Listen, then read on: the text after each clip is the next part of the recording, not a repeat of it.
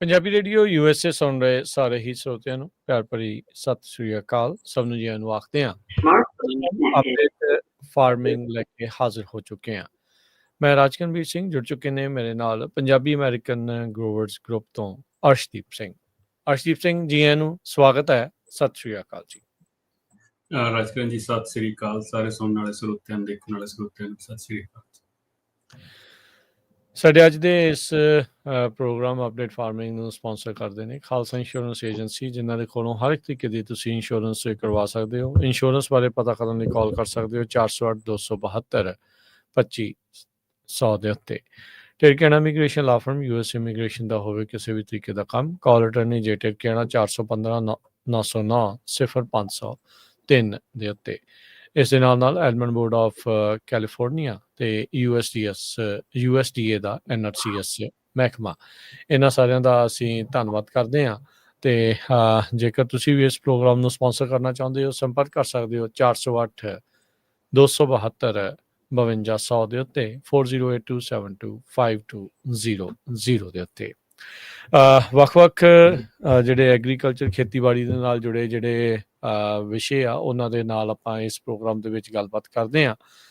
ਚਾਹੇ harvesting season ਹੋਵੇ, ਨਵਾਂ ਜਿਹੜਾ ਤੁਸੀਂ ਖੇਤ ਲਾਉਣਾ ਹੋਵੇ, ਹੋਰ ਬਹੁਤ ਸਾਰੀਆਂ ਚੀਜ਼ਾਂ ਜਿਹੜੇ ਪਹਿਲੂ ਆ ਇੱਕ ਐਗ ਲੈਂਡ ਦੇ ਉੱਤੇ ਉਸਨੂੰ ਡਿਵੈਲਪ ਕਰਨ ਤੋਂ ਲੈ ਕੇ ਹਾਰਵੈਸਟ ਲੈਂਡ ਤੱਕ ਉਸ ਦੇ ਵਿੱਚ ਚੱਲਦੇ ਆ। ਅੱਜ ਦੀ ਜਿਹੜੀ ਗੱਲਬਾਤ ਆ, ਥੋੜ੍ਹੀ ਜਿਹੀ ਆਪਾਂ ਅਰਸ਼ਦੀਪ ਸਿੰਘ ਕਰਾਂਗੇ। ਇੱਕ ਐਗਲੈਂਡ ਬੰਦੇ ਨੇ ਖਰੀਦਣੀ ਆ, ਕਿਸੇ ਨੇ ਜਿਹੜਾ ਖੇਤੀਬਾੜੀ ਦੇ ਵਿੱਚ ਜਾਣਾ ਹੈ, ਖਾਸ ਕਰਕੇ ਆਪਾਂ ਜੇ ਕੈਲੀਫੋਰਨੀਆ ਦੀ ਗੱਲ ਜਿਹੜੀ ਉਹ ਕਰਦੇ ਹਾਂ, ਤਰ੍ਹਾਂ ਤਰ੍ਹਾਂ ਦੀ ਜ਼ੋਨਿੰਗ ਹੁੰਦੀ ਆ, ਤਰ੍ਹਾਂ ਤਰ੍ਹਾਂ ਦੀਆਂ ਚੀਜ਼ਾਂ ਹੁੰਦੀਆਂ ਆ। ਅਕਸਰ ਉਸ ਦੇ ਦਰਮਿਆਨ ਰੀਅਲ estate ਏਜੰਟਸ, ਹੋਰ ਬਹੁਤ ਸਾਰੇ ਜਾਣੇ ਜਿਹੜੇ ਉਹ ਜੁੜੇ ਹੁੰਦੇ ਆ। ਜਿੰਨੀ ਦੇਰ ਤੱਕ ਤੁਸੀਂ ਪਹਿਲਾਂ ਆਪਣੀ ਖੇਤੀਬਾੜੀ ਕਰਨ ਤੋਂ ਜਿਹੜੀ ਉਹ ਸ਼ੁਰੂਆਤ ਕਰਨ ਤੋਂ ਜਿਹੜਾ ਉਹ ਪਹਿਲਾਂ ਸੋ ਕੈਲੀਫੋਰਨੀਆ ਦੀ ਐਗਲੈਂਡ, ਉਸ ਦੇ ਰਿਵਿਊ ਨੂੰ ਲੈ ਕੇ ਗੱਲ ਕਰਾਂਗੇ। ਬਾਕੀ ਕੀ ਭਵਿੱਖ ਕੈਲੀਫੋਰਨੀਆ ਦੀ ਐਗਲੈਂਡ ਦਾ ਜਿਹੜਾ ਉਹ ਹੋ ਰਿਹਾ ਆ, ਐਗਰੀਕਲਚਰ ਦਾ, ਖੇਤੀਬਾੜੀ ਦਾ, ਉਹ ਕੀ ਆ, ਅਤੇ ਮੌਜੂਦਾ ਤੌਰ ਦੇ ਉੱਤੇ ਕਿਹੜੇ ਕੋਈ ਗ੍ਰਾਂਟਸ ਜਾਂ ਜਿਹੜੇ ਕਿਹੜੇ ਕੋਈ ਪ੍ਰੋਗਰਾਮਸ ਅਜਿਹੇ ਜਿਹੜੇ ਉਹ ਚੱਲ ਰਹੇ ਆ ਜਿਸ ਦੀ ਮਦਦ ਜਿਹੜੇ ਆ ਕਿਸਾਨ ਆ, ਗਰੋਵਰਸ ਆ, ਉਹ ਲੈ ਸਕਦੇ ਆ। ਸੋ ਅਰਸ਼ਦੀਪ ਸਿੰਘ, ਸ਼ੁਰੂਆਤ ਇਸੇ ਤੋਂ ਹੀ ਆਪਾਂ ਕਰ ਲੈਂਦੇ ਹਾਂ। ਕੈਲੀਫੋਰਨੀਆ ਐਗਲੈਂਡ ਰਿਵਿਊ, ਹੁਣ ਤੁਸੀਂ ਥੋੜ੍ਹਾ ਜਿਹਾ ਐਕਸਪਲੇਨ ਕਰਿਓ ਜਾਂ ਇਸ ਨੂੰ ਜਿਹੜਾ ਤੁਸੀਂ ਖੋਲ੍ਹ ਕੇ ਥੋੜ੍ਹਾ ਜਿਹਾ ਦੱਸਿਓ। ਜ਼ਮੀਨ ਖਰੀਦਣ ਤੋਂ ਪਹਿਲਾਂ ਬਹੁਤ ਸਾਰੀਆਂ ਚੀਜ਼ਾਂ ਜਿਹੜੀਆਂ ਗੁੱਝੀਆਂ ਹੁੰਦੀਆਂ, ਜਾਣਨੀਆਂ ਜਿਹੜੀਆਂ ਉਹ ਜ਼ਰੂਰੀ ਹੁੰਦੀਆਂ। ਸੋ ਥੋੜ੍ਹਾ ਜਿਹਾ ਉਸ ਐਂਗਲ ਤੋਂ ਅੱਜ ਗੱਲਬਾਤ ਆਪਾਂ ਕਰਦੇ ਹਾਂ। ਹਾਂਜੀ ਰਾਜਕਰਨ ਜੀ, ਆਪਾਂ ਇਸ ਟੌਪਿਕ ਤੇ ਮੈਨੂੰ ਲੱਗਦਾ ਪਿਛਲੇ ਸਾਲ ਵੀ ਇੱਕ ਵਾਰ ਗੱਲ ਕੀਤੀ ਸੀਗੀ, ਹੈ ਨਾ, ਤੇ ਵੀ ਕਿਹੋ ਜਿਹੀਆਂ ਚੀਜ਼ਾਂ ਜ਼ਮੀਨ ਲੈਣ ਵੇਲੇ ਲੋੜੀਂਦੀਆਂ ਨੇ, ਹੈ ਨਾ। ਉਦੋਂ ਆਪਣਾ ਜਿਹੜਾ ਮੇਨ ਕਾਰਨ ਸੀਗਾ ਉਸ ਪ੍ਰੋਗਰਾਮ ਕਰਨ ਦਾ ਇਹ ਸੀਗਾ ਵੀ ਜਿਹੜੇ ਨਵੇਂ ਬੰਦੇ ਖੇਤੀ 'ਚ ਆਉਣਾ ਚਾਹੁੰਦੇ ਆ, ਹੈ ਨਾ, ਆਪਾਂ ਉਹਨਾਂ ਲਈ ਉਹ ਮਤਲਬ ਉਸ ਐਂਗਲ ਤੋਂ ਗੱਲਬਾਤ ਕੀਤੀ ਸੀਗੀ, ਅਤੇ ਵੀ ਉਹਨਾਂ ਲਈ ਕੀ ਕੀ ਜ਼ਰੂਰੀ ਆ। ਕਿਉਂਕਿ ਨਵੇਂ ਬੰਦੇ ਨੂੰ ਕੋਈ ਚੀਜ਼ ਪਤਾ ਨਹੀਂ ਹੁੰਦੀ, ਜਿਹੜੀਆਂ ਚੀਜ਼ਾਂ ਖੇਤੀਬਾੜੀ 'ਚ ਹੁੰਦੀਆਂ ਨੇ। ਸੋ ਕਾਫੀ ਬੰਦੇ ਗਲਤ ਡੀਲਸ ਦੇ ਵਿੱਚ ਫਸ ਜਾਂਦੇ ਆ, ਹੈ ਨਾ।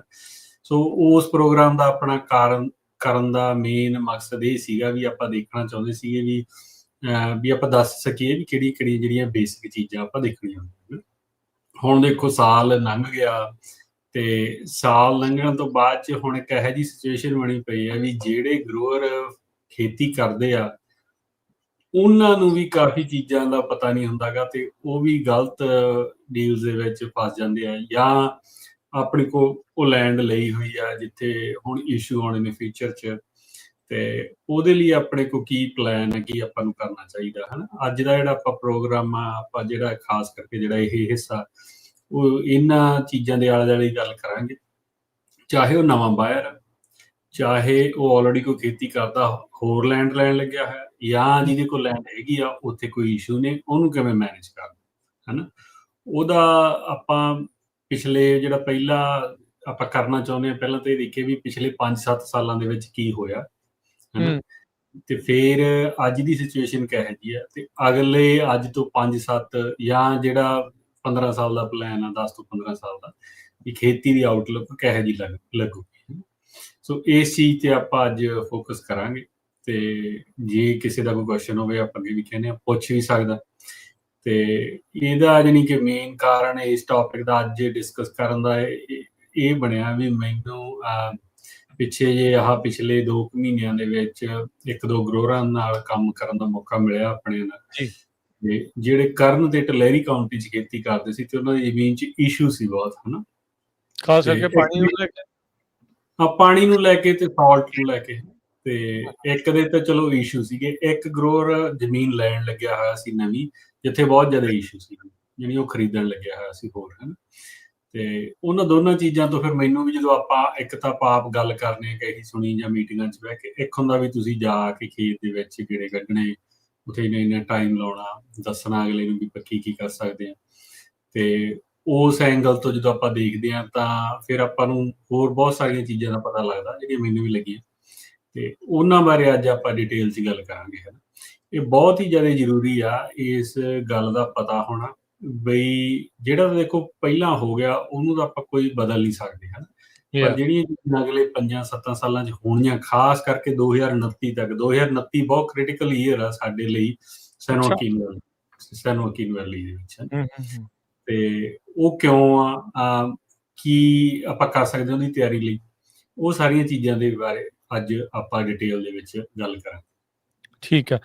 ਅੱਛਾ ਅਰਸ਼ਦੀਪ ਸਿੰਘ, ਫੁੱਲ ਡਿਸਕਲੋਜ਼ਰ ਆਪਾਂ ਦੱਸ ਦਈਏ ਵੀ ਇਹ ਵੀ ਦੱਸ ਜਾਈ ਵੀ ਅਰਸ਼ਜੀਤ ਸਿੰਘ ਹੁਣ ਖੁਦ ਜਿਹੜੀ ਰੀਅਲ estate ਏਜੰਟ ਵੀ ਖੁਦ ਬਣ ਗਏ ਆ, ਤੇ ਐਗਲੈਂਡ ਦੇ ਵਿੱਚ ਡੀਲਸ ਵੀ ਕਰਦੇ ਆ। ਸੋ ਜਦੋਂ ਜਿਹੜੇ ਤੁਸੀਂ ਪ੍ਰੋਫੈਸ਼ਨ 'ਚ ਜਾਂਦੇ ਆ ਤਾਂ ਉਹਦੇ ਨਾਲ ਫਿਰ ਹੋਰ ਨਵੀਆਂ ਚੀਜ਼ਾਂ ਦਾ ਵੀ ਜਿਹੜਾ ਉਹ ਪਤਾ ਲੱਗਦਾ ਆ, ਤੇ ਇਹ ਜ਼ਰੂਰ ਆਪਾਂ ਦੱਸਣਾ ਚਾਹੁੰਦੇ ਵੀ ਬਾਅਦ ਦੇ ਵਿੱਚ ਇਹ ਨਾ ਹੋਵੇ ਪਤਾ। ਅੱਛਾ ਹੁਣ ਜਦੋਂ ਅਰਸ਼ਦੀਪ ਸਿੰਘ, ਜਦੋਂ ਤੁਹਾਨੂੰ ਇਹ ਹੋਰ ਨਵੀਆਂ ਚੀਜ਼ਾਂ ਦਾ ਪਤਾ ਲੱਗ ਰਿਹਾ, ਜਦੋਂ ਤੁਸੀਂ ਆਪ ਜ਼ਮੀਨ ਬਾਏ ਕਰਨੀ ਸੀ, ਐਗਲੈਂਡ ਬਾਏ ਕਰਨੀ ਸੀ, ਕਿਹੜੀਆਂ ਨਵੀਆਂ ਚੀਜ਼ਾਂ ਦਾ ਹੋਰ ਪਤਾ ਲੱਗਾ ਵੀ ਜਿਹੜਾ ਇੱਕ ਐਕਚੁਅਲ 'ਚ ਗਰੋਵਰ ਨੂੰ ਪਤਾ ਹੋਣਾ ਚਾਹੀਦਾ? ਦੇਖੋ, ਜਦੋਂ ਆਪਾਂ ਚਲੋ ਇੱਕ ਪ੍ਰਾਪਰਟੀ ਦੀ ਆਪਾਂ ਪਹਿਲਾਂ ਤਾਂ ਗੱਲ ਕਰੀਏ ਜਿੱਥੇ ਪਾਣੀ ਦਾ ਇਸ਼ੂ ਸੀਗਾ, ਹਨਾ, ਆਪਾਂ ਜ਼ਿਆਦਾ ਡਿਟੇਲ ਨਾ ਦਈਏ ਵੀ ਕਿੱਥੇ ਸੀ, ਕਿਉਂ ਸੀ, ਪਰ ਆਪਾਂ ਜਿਹੜੇ ਉਹਦੇ ਪੈਰਾਮੀਟਰਸ ਨੇ ਉਹ ਡਿਸਕਸ ਕਰ ਲੈਂਦੇ ਹਾਂ। ਤੇ ਉਹਦੇ 'ਚ ਜ਼ਮੀਨ ਦੇ ਵਿੱਚ ਪਾਣੀ ਦੇ ਆਲਮੋਸਟ ਐਕਸਟ੍ਰੀਮ ਇਸ਼ੂ ਸੀਗੇ, ਹਨਾ। ਤੇ ਯਾਨੀ ਜਿਹੜੇ ਸਭ ਤੋਂ ਐਕਸਟ੍ਰੀਮ ਇਸ਼ੂ ਉਹ ਤਾਂ ਆ ਜਾਂਦੇ ਪਿਕਸਲੀ ਏਰੀਆ ਦੇ ਵਿੱਚ, ਹਨਾ। ਉੱਥੇ ਇੱਕ ਜਾਂ ਜਿਹੜਾ ਫਿਰ ਜਦੋਂ ਆਪਾਂ ਉੱਥੋਂ ਵੈਸਟ ਨੂੰ ਜਾਂਦੇ ਹਾਂ 99 ਤੋਂ ਪਿਕਸਲੀ ਏਰੀਆ ਤੋਂ, ਹਨਾ, ਉਹ ਸਾਰਾ ਏਰੀਆ ਬਹੁਤ ਕ੍ਰਿਟੀਕਲ, ਜਿਹੜਾ ਟਲੈਰੀ ਲੇਕ ਬੇਸਨ ਆ ਬੇਸਿਕਲੀ। ਤੇ ਉੱਥੇ ਜਿਹੜੀ ਆ ਬਹੁਤ ਹੀ ਜ਼ਿਆਦਾ ਪਾਣੀ ਦੀ ਕਿੱਲਤ ਆ। ਇਕੱਲੀ ਪਾਣੀ ਦੀ ਕਿੱਲਤ ਨਹੀਂ ਗੀ, ਓਵਰਡਰਾਫਟ ਵੀ ਹੈਗੀ ਆ, ਸਬਸਾਈਡੈਂਸ ਵੀ ਹੈਗੀ ਆ, ਸਾਲਟ ਦੇ ਇਸ਼ੂ। ਉੱਥੇ ਜਿੰਨੀਆਂ ਚੀਜ਼ਾਂ ਆਪਾਂ ਕਹਿ ਸਕਦੇ ਹਾਂ ਉਸ ਏਰੀਏ 'ਚ ਸਾਰੀਆਂ ਦੇਖਣ ਨੂੰ ਮਿਲਦੀਆਂ ਨੇ, ਹਨਾ। ਤੇ ਇਹ ਏਰੀਆ ਉਸ ਤੋਂ ਥੋੜਾ ਜਿਹਾ ਦੂਰ ਹੀ ਸੀਗਾ, ਜਿਹੜਾ ਇਹ ਔਰਚਰਡ ਸੀਗਾ। ਇੱਥੇ ਸਾਲਟ ਦਾ ਇਸ਼ੂ ਸੀਗਾ ਥੋੜਾ ਜਿਹਾ, ਤੇ ਪਰ ਓਵਰਡਰਾਫਟ ਕਰਕੇ ਜਿਹੜੀ ਈਸਟਰਨ ਟਲੈਰੀ GSA 'ਚ ਆਉਂਦਾ ਹੈ, ਤੇ ਉਹਦੇ ਕਰਕੇ ਉਹਨਾਂ ਦੇ ਪਾਣੀ ਦੀਆਂ ਰੈਸਟ੍ਰਿਕਸ਼ਨਾਂ ਬਹੁਤ ਨੇ। ਜਿਵੇਂ ਉਸ ਏਰੀਏ ਦੇ ਵਿੱਚ ਹੁਣ 11 ਇੰਚ ਪਾਣੀ ਦਿੰਦੇ ਆ ਕੱਢਣ ਨੂੰ ਆਪਾਂ ਨੂੰ 1 ਏਕੜ ਦੇ ਵਿੱਚੋਂ, ਹਨਾ। ਤੇ ਉਸ ਐਂਗਲ ਤੋਂ ਫਿਰ ਉਹਦੀ ਜਿਹੜੀ ਉਹ 1/3 ਹੀ ਖੇਤੀ ਕਰ ਸਕਦਾ ਸੀ ਉਸ ਔਰਚਰਡ ਦੇ ਵਿੱਚ ਜਿੰਨੀ ਜ਼ਮੀਨ ਹੈ। ਜੇ ਮੰਨ ਲਓ ਉੱਥੇ 100 ਏਕੜ ਸੀਗੀ, ਤੇ 100 ਦੇ ਵਿੱਚੋਂ ਉੱਥੇ 35 ਏਕੜਾਂ ਦਾ ਹੀ 33 ਦਾ ਪਾਣੀ ਹੈ, ਹਨਾ। ਆਪਾਂ ਹੁਣ ਇਹ ਬਹੁਤ ਕ੍ਰਿਟੀਕਲ ਚੀਜ਼ ਹੈ। ਰਾਜਸਥਾਨ ਤਾਂ ਐਵੇਂ ਕਹਿੰਦਾ ਸੀ ਵੀ 2029 ਬਹੁਤ ਕ੍ਰਿਟੀਕਲ ਈਅਰ ਆ। ਆਪਾਂ ਜਦੋਂ ਬਾਇਰ ਹੁੰਦਾ ਉਹ ਦੇਖਦਾ, ਜਾਂ ਏਜੰਟ ਤਾਂ ਜਮੇ ਨਹੀਂ ਧਿਆਨ ਦਿੰਦੇ, ਮੈਂ ਤੁਹਾਨੂੰ ਐਵੇਂ ਕਹਾਂ, ਹਨਾ। ਚਲੋ ਹੁਣ ਤਾਂ ਆਪਾਂ ਏਜੰਟ ਬਣ ਗਿਆ, ਮੈਂ ਰੀਅਲ estate ਏਜੰਟ, ਹਨਾ। ਬਟ ਆਪਾਂ ਪਹਿਲਾਂ ਵੀ ਕਿੰਨੇ ਸਾਲਾਂ ਦੇ ਡੀਲਸ ਕਰਦੇ ਹਾਂ ਸਾਰੇ ਏਜੰਟਸ ਨਾਲ। ਉਹ ਬੜੀ ਸਟੈਂਡਰਡ ਟਰਮੀਨੋਲੋਜੀ ਦੇ ਕੇ ਸਾਰਾ ਕੁਛ ਬਾਇਰ ਦੇ ਉੱਤੇ ਹੀ ਲਾਇਬਿਲਿਟੀ ਛੱਡ ਦਿੰਦੇ ਨੇ, ਹਨਾ। ਬਹੁਤ ਹੀ ਘੱਟ ਏਜੰਟ, ਕੋਈ ਇੱਕਾ ਦੁੱਕਾ ਜਿਹੜੇ ਮੈਨੂੰ ਜਾਣਦੇ ਆ, ਜਿਨ੍ਹਾਂ ਨੂੰ ਮਤਲਬ ਬੇਸਿਕ ਨੌਲੇਜ ਦਾ ਪਤਾ, ਉਹ ਦੱਸ ਸਕਦੇ ਵੀ ਤੁਹਾਨੂੰ ਆਹ ਚੀਜ਼ਾਂ ਹੈਗੀਆਂ ਨੇ। ਹੁਣ ਇੱਥੇ ਜਿਹੜਾ ਸਭ ਤੋਂ ਵੱਡਾ ਇਸ਼ੂ ਸੀ, ਅੱਜ ਉਹਨੂੰ ਆਪਾਂ ਕਹਿ ਦਈਏ ਵੀ ਤੂੰ ਗਰੋਅਰ ਨੂੰ ਕਿਹਾ ਉਹਨੇ, ਏਜੰਟ ਨੇ, ਵੀ 35 ਏਕੜ ਦੀ ਖੇਤੀ ਹੋ ਜਾਣੀ ਆ 1/3, ਤੇ ਬਾਕੀ ਤੂੰ ਪਾਣੀ ਬਾਏ ਕਰ ਸਕਦਾ, ਹਨਾ। ਤੇ ਪਾਣੀ ਦੇ ਕ੍ਰੈਡਿਟ ਬਾਏ ਕਰਕੇ ਤੇ ਉਹ ਤੁਸੀਂ ਆਪਦੀ ਖੇਤੀ ਕਰੀ ਚੱਲੋ, ਤੇ ਫਿਰ ਤੁਸੀਂ ਸਾਰੀ ਦੀ ਕਰ ਸਕਦੇ ਹੋ 100 ਏਕੜ ਦੀ, ਹਨਾ। ਤੇ ਉਹ ਇਸ ਐਂਗਲ ਤੋਂ ਉਹਨੇ ਉਹ ਲੈਣ ਲੱਗੇ ਸੀ ਜ਼ਮੀਨ, ਹਨਾ। ਚਲੋ ਉਹਨਾਂ ਨੇ ਮੈਨੂੰ ਕਾਲ ਕੀਤੀ ਜਿਵੇਂ ਵੀ ਸੀਗਾ, ਤੇ ਮੈਂ ਤਾਂ ਉਹਨਾਂ ਰੀਅਲ estate ਏਜੰਟ ਵੀ ਨਹੀਂ ਸੀਗਾ ਟੂ ਬੀ ਆਨੈਸਟ। ਤੇ ਪਰ ਉੱਥੇ ਜਾ ਕੇ ਜਦੋਂ ਦੇਖਿਆ ਵੀ ਇੱਥੇ ਹੋ ਕੀ ਰਿਹਾ, ਫਿਰ ਅਸੀਂ ਉਹ GSA ਨੂੰ ਕੰਟੈਕਟ ਕੀਤਾ, ਕੀ ਪਾਣੀ ਦੀ ਸਿਚੁਏਸ਼ਨ ਆ, ਕਿੰਨੇ ਵਾਟਰ ਕ੍ਰੈਡਿਟਸ ਮਿਲ ਰਹੇ ਨੇ, ਉਹ ਸਾਰੀਆਂ ਚੀਜ਼ਾਂ ਦੀ ਰਿਪੋਰਟ ਬਣਾਈ ਆ, ਹਨਾ। ਤੇ ਉਹਦੇ 'ਚ ਫਿਰ ਉਹਨੂੰ ਜਿਹੜਾ 2029 ਵਾਲੀ ਆਪਾਂ ਗੱਲ ਇਹ ਕਰਦੇ ਸੀ ਵੀ 2029 ਦੇ ਵਿੱਚ ਜਿਹੜਾ ਸਿਗਮਾ ਨੇ, ਜਿਹੜੀ GSP ਦੇ ਵਿੱਚ ਇੱਕ ਬਹੁਤ ਵੱਡੀ ਟਰਮ ਆਉਂਦੀ ਹੈ ਟ੍ਰਾਂਜ਼ੀਸ਼ਨਲ ਵਾਟਰ। ਅੱਛਾ। ਟ੍ਰਾਂਜ਼ੀਸ਼ਨਲ ਵਾਟਰ ਬੇਸਿਕਲੀ ਉਹ ਪਾਣੀ ਆ ਜਿਹੜਾ ਤੁਹਾਨੂੰ ਦਿੱਤਾ ਹੋਇਆ ਵੀ ਤਾਂ ਕਿ ਤੁਹਾਡਾ ਪਾਣੀ ਇੱਕੋਦਮ ਬੰਦ ਨਾ ਹੋਵੇ, ਤੁਹਾਡੇ 5-7 ਸਾਲ ਲੰਘ ਜਾਣ। ਇਹ ਜਦੋਂ ਇੰਪਲੀਮੈਂਟੇਸ਼ਨ ਸ਼ੁਰੂ ਹੋਈ ਆ 2020 ਦੇ ਵਿੱਚ, ਉਦੋਂ ਇਹਨਾਂ ਨੇ ਕਿਹਾ ਸੀਗਾ ਜੇ ਫੇਜ਼ਸ ਸੀ, 4 ਫੇਜ਼ਸ ਦੇ ਵਿੱਚ ਇੰਪਲੀਮੈਂਟੇਸ਼ਨ ਹੋਣੀ ਸੀ, 5-5 ਸਾਲ ਦੇ ਉਹ 4 ਫੇਜ਼ ਸੀ ਅਪਰੋਕਸੀਮੇਟਲੀ, ਹੈ ਨਾ। 2000 ਤੋਂ 2025, ਫਿਰ 2026 ਤੋਂ 2029 ਜਾਂ 30 ਵਾਲਾ ਜਿਹੜਾ ਸੀਜ਼ਨ ਸ਼ੁਰੂ ਹੋਣਾ, ਹੈ ਨਾ।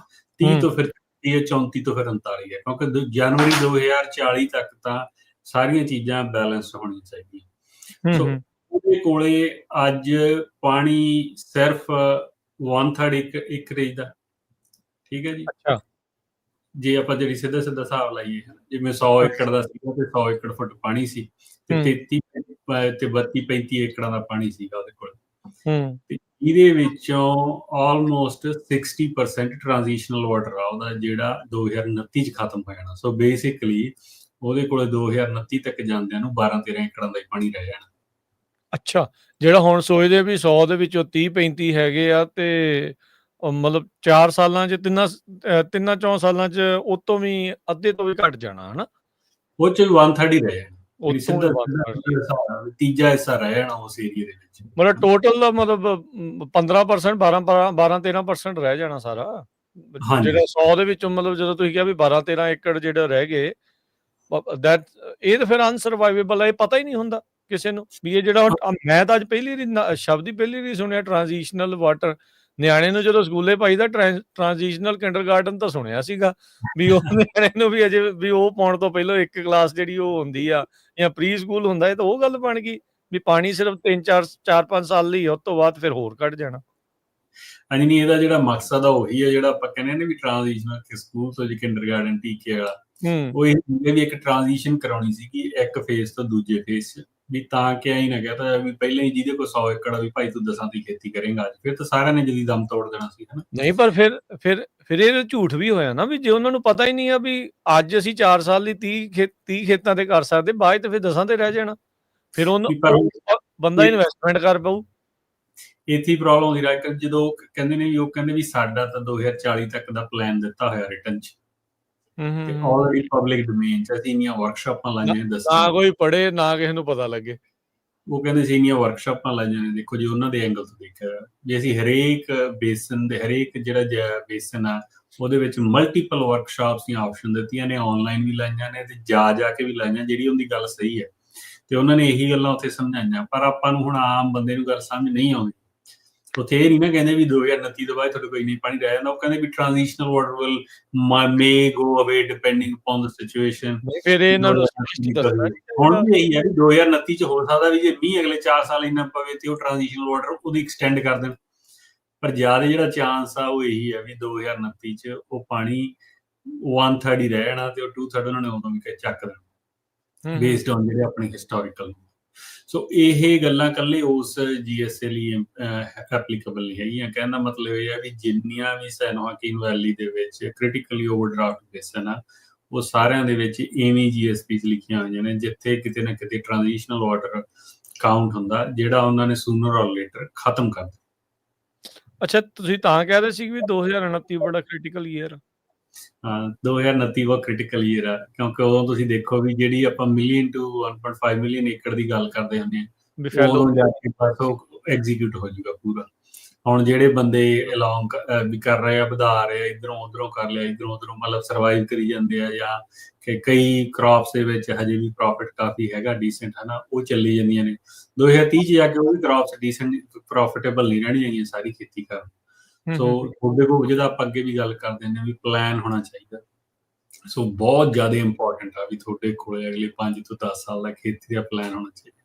ਸੋ ਜਿਹੜਾ ਆਪਣਾ ਇਹ ਗਰੋਅਰ ਸੀਗਾ, ਉਹਦੇ ਲਈ ਮੈਂ ਉਹਦਾ ਪਲਾਨ ਹੀ ਬਣਾ ਕੇ ਦਿੱਤਾ 2035 ਤੱਕ ਦਾ, ਤੇ ਉਹਦੇ 'ਚ ਫਿਰ ਉਹ ਸਾਰੀਆਂ ਚੀਜ਼ਾਂ ਪਲੀਆਂ। ਫਿਰ ਉਹਦੇ ਵਿੱਚ ਕੀ ਪਲਾਨ ਦੇ ਵਿੱਚ ਕੀ ਡਿਸਕਸ਼ਨ ਹੋਈ ਜਦੋਂ ਟ੍ਰਾਂਜ਼ੀਸ਼ਨਲ ਪਾਣੀ ਚਲੇ ਜਾਣਾ ਆ, ਉਹਦੇ ਹਿਸਾਬ ਦੇ ਨਾਲ ਫਿਰ ਕੀ ਸੋਚਿਆ?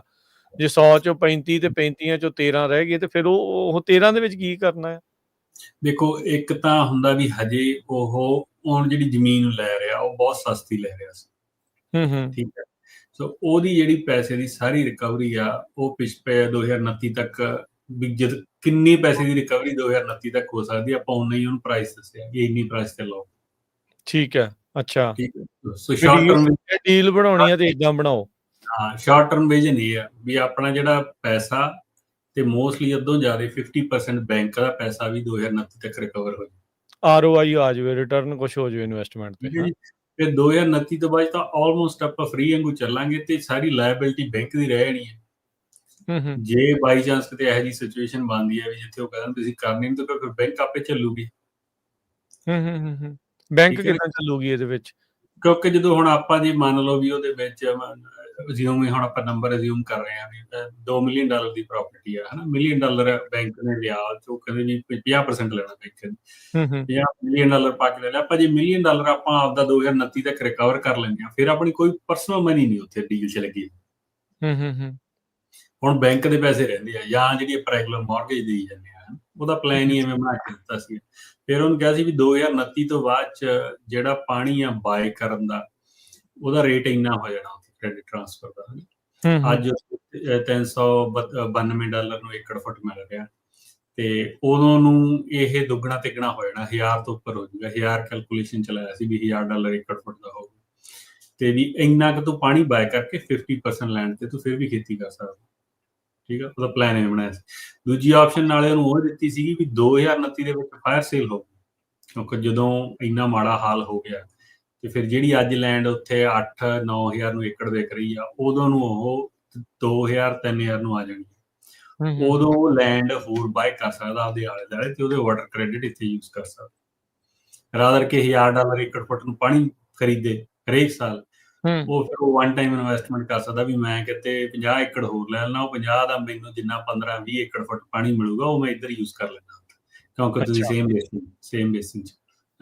ਸੋ ਇਹ ਚੀਜ਼ਾਂ ਨੂੰ ਮਤਲਬ ਆਪਾਂ ਨੂੰ ਹੁਣ ਕ੍ਰੀਏਟਿਵ ਹੋਣ ਦੀ ਲੋੜ ਆ।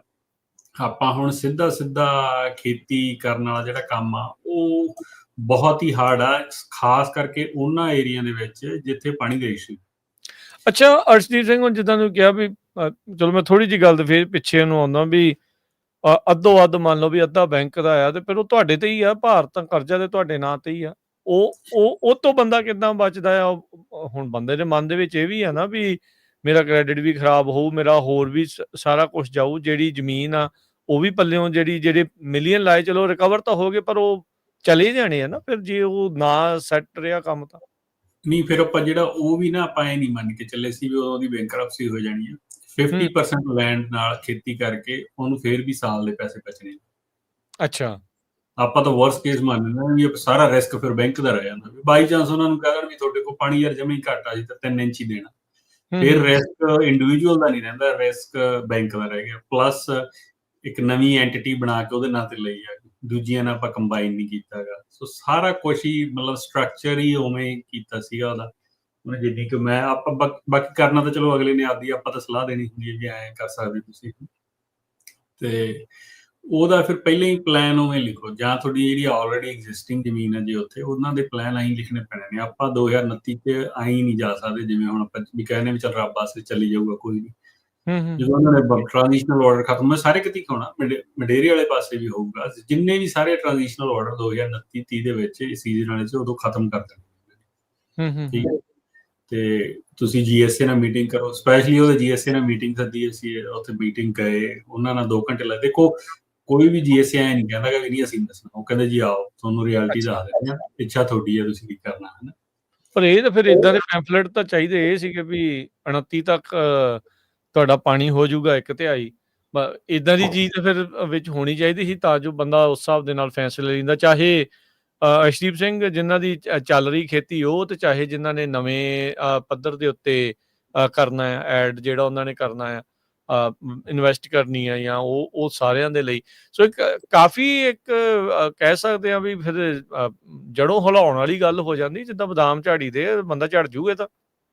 ਹਾਂਜੀ, ਨਹੀਂ ਆਪਾਂ ਨੂੰ ਕਈ ਵਾਰ ਜਿਹੜੀ ਚੀਜ਼ ਜਿੱਥੇ ਆਪਾਂ ਬੈਠੇ ਹੁੰਦੇ ਆਪਾਂ ਨੂੰ ਲੱਗਦਾ ਹੁੰਦਾ ਵੀ ਕੋਈ ਇਸ਼ੂ ਨਹੀਂ ਹੈਗਾ, ਹਨਾ, ਵੀ ਠੀਕ ਆ। ਆਪਾਂ ਨੂੰ ਜੇ ਹੁਣ ਆਪਾਂ ਮੰਗ ਲਈ, ਜਿਵੇਂ ਆਪਾਂ ਹੁਣ ਪਹਿਲਾਂ ਵੀ ਪ੍ਰੋਗਰਾਮ 'ਚ ਕੀਤਾ ਸੀ ਗੱਲ, ਜੇ ਆਪਾਂ ਪਿਛਲੇ 5-7 ਸਾਲ ਦੇ ਝਾਤੀ ਮਾਰ ਲਈਏ, ਹਨਾ, ਤੇ 2018 ਤੋਂ ਲੈ ਕੇ 2023-24 ਤੱਕ ਦਾ ਡੇਟਾ ਅਵੇਲੇਬਲ ਹੈਗਾ ਹੁਣ, ਜਿਹੜਾ ਰੀਅਲ ਸਟੇਟ 'ਚ ਜਾਣੀ ਕਿ ਅਸੀਂ ਦੇਖਦੇ ਹਾਂ ਨਾ, ਜਾਂ ਜਿਹੜਾ ਮੈਂ ਹੁਣ ਕੋਸ਼ਿਸ਼ ਕੀਤੀ ਪਿਛਲੇ ਮਹੀਨਿਆਂ ਦੇ ਵਿੱਚ ਦੇਖਾਂ ਵੀ ਐਗ ਕਿੱਧਰ ਨੂੰ ਜਾ ਰਹੀ ਹੈ ਬਾਈ ਡੇਟਾ ਨੰਬਰ, ਕਿਉਂਕਿ ਹੁਣ ਕੁਛ ਕੁ ਚਲੋ ਆਇਆ ਵੀ ਡੇਟਾ ਦੇ ਐਕਸੈਸ ਵੀ ਆ ਗਿਆ MLS ਵਗੈਰਾ ਦਾ, ਪਹਿਲਾਂ ਜਿਹੜਾ ਹੁੰਦਾ ਨਹੀਂ ਸੀ।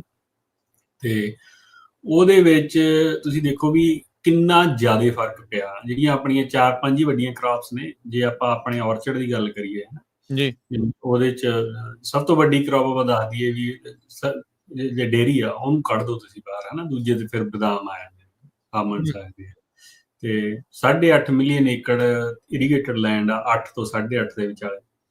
ਤੇ ਉਹਦੇ ਚ 4.5 ਜਿਹੜੀ ਮਿਲੀਅਨ ਏਕੜ ਆ ਇਰੀਗੇਟਡ ਲੈਂਡ ਉਹ ਸੈਨ ਜੋਆਕਿਨ ਵੈਲੀ ਚ।